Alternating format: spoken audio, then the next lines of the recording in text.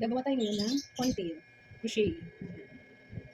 So, kailangan lang natin ng yarn, yung hook natin, yung plastic needle, scissor, at saka yung ating gagamitin para sa ponytail.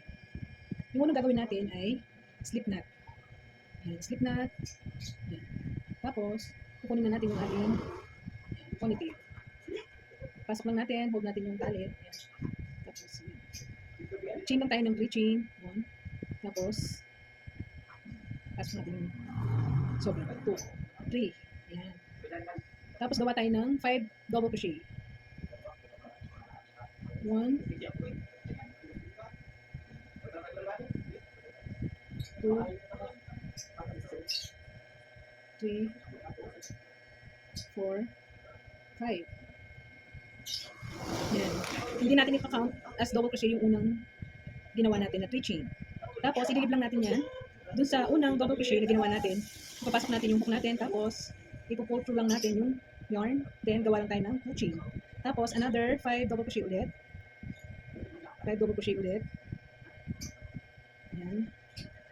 5 double crochet ulit hanggang 17 na tigpa 5 double crochet. Ito. Yan. Gawa lang tayo ng 17 na ganito. Okay, see you sa 17.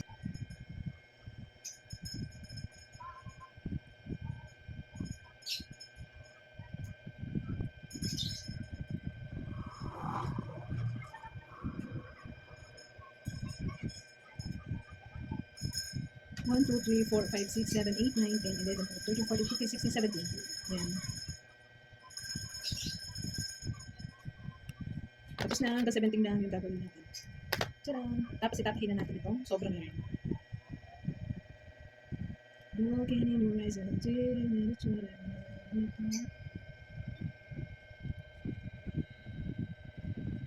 I'm crazy.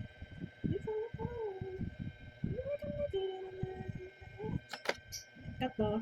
Excess yarn. Ayan. Tapos na siya. Tada! Di ba ang ganda niya? Ang ganda ng kulay. Tapos ito yung isa. Ito yung isa. Ayan. May pong na tayo. Ayan. Diba? Okay na. Tada!